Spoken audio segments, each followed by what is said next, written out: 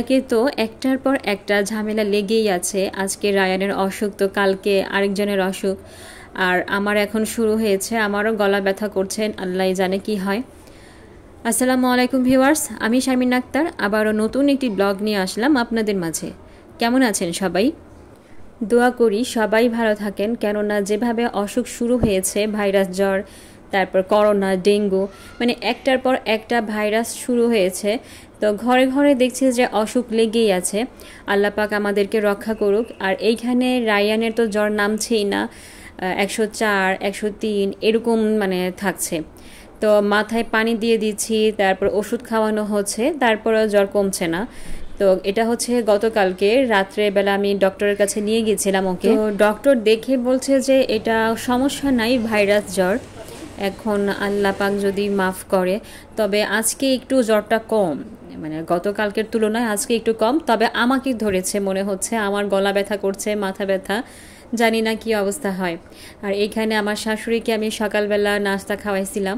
আমরা মানে ওনারা তো গ্রামের মানুষ, বেশিরভাগ সময় ভাত খেতে পছন্দ করে, এজন্য আমি রুটি না বানিয়ে ভাতটাই দিয়েছি ওনাকে। আর এইদিকে হচ্ছে ফাতিহার বাবা এক গাদা মাছ নিয়ে এসেছে, মুরগি নিয়ে এসেছে।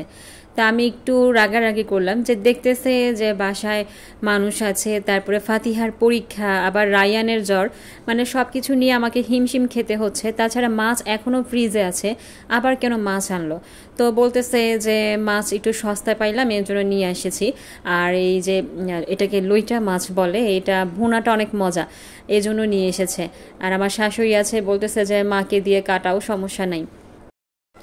তাছাড়া এখন নাকি মুরগির দামটাও একটু কম। ঈদের আগেও আমার আম্মা কিনেছিল 180 টাকা করে, এখন নাকি 140 নাকি 50 রাখছে বলছিল, ঠিক মনে নাই। এজন্য একটু বেশি করে মুরগিও নিয়ে এসেছে। তো চিংড়ি মাছটা আমি আনতে বলেছিলাম অনেক আগেই, ওইটা এখন এনেছে একটা রেসিপি বানানোর জন্য।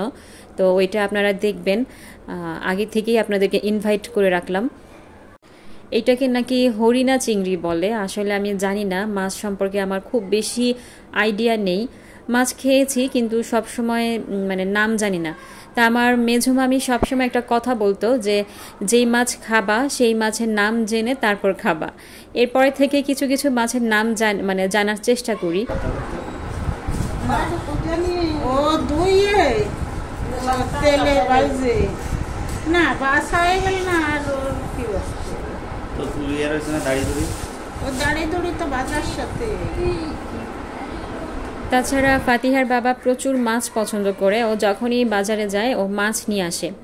মানে বাজারে গেলেই ছোট ছোট মাছ, বড় মাছ, যেই মাছই পাক না কেন মাছ নিয়ে আসবে। আপনারা হয়তো বা আমার ভিডিওতে খেয়াল করলে দেখবেন যে কয়দিন পরপরই কিন্তু আমাদের মাছ নিয়ে আসে।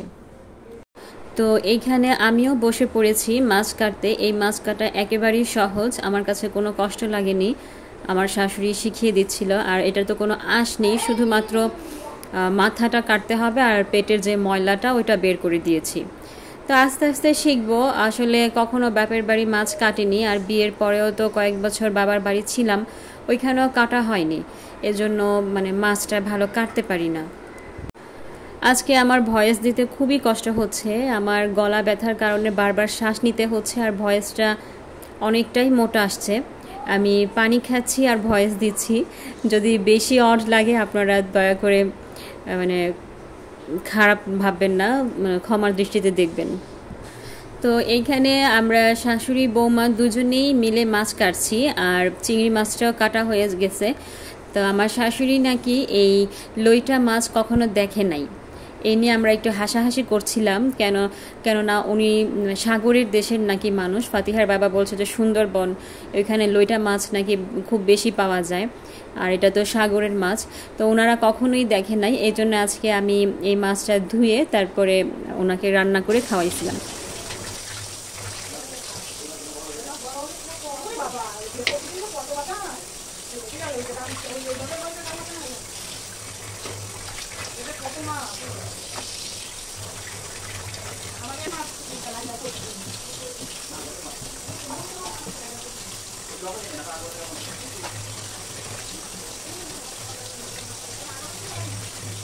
তো বরাবরের মতো আবারও বলছি, আমার ভিডিওর কোনো অংশ যদি আপনাদের ভালো লেগে থাকে তাহলে প্লিজ একটি লাইক দিয়ে দিবেন এবং চ্যানেলটি সাবস্ক্রাইব করে আমার পাশে থাকবেন। আর অলরেডি যারা করে দিয়েছেন তাদেরকে অসংখ্য ধন্যবাদ। এটা 2 চামচ। হয়ে গেছে। হ্যাঁ।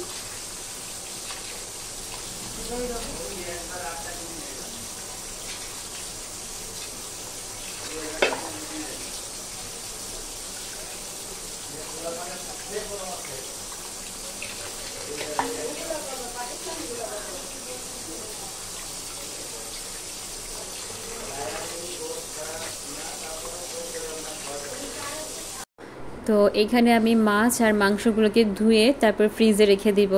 আজকে সব কিছু রান্না করব না, মুরগিগুলো এনেছিলাম বিরিয়ানি রান্না করার জন্য, তো আজকে করব না, আমি আগামীকাল ইনশাল্লাহ বিরিয়ানি রান্না করব।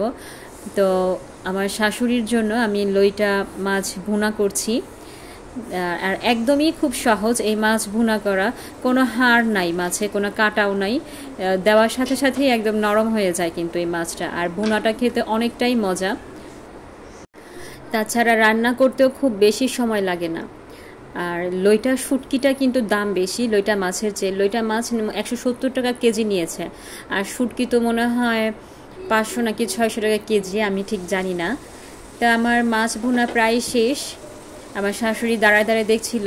আসলে সব কিছু যে আমি আমার শাশুড়ির কাছ থেকে শিখবো তাও না, আমার কাছ থেকেও কিন্তু আমার শাশুড়ি শিখছে।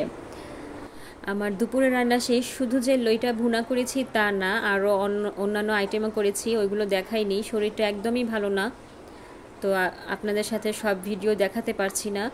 আজকে এই পর্যন্তই। পরবর্তী ভিডিওতে কি ভয়েস দিতে পারবো কি না বলতে পারছি না, দেখা গেল তো সাইলেন্ট ব্লক করা রাখতে পারে হয়তোবা। তো সবাই ভালো থাকবেন। আল্লাহ হাফেজ। আসসালামু আলাইকুম।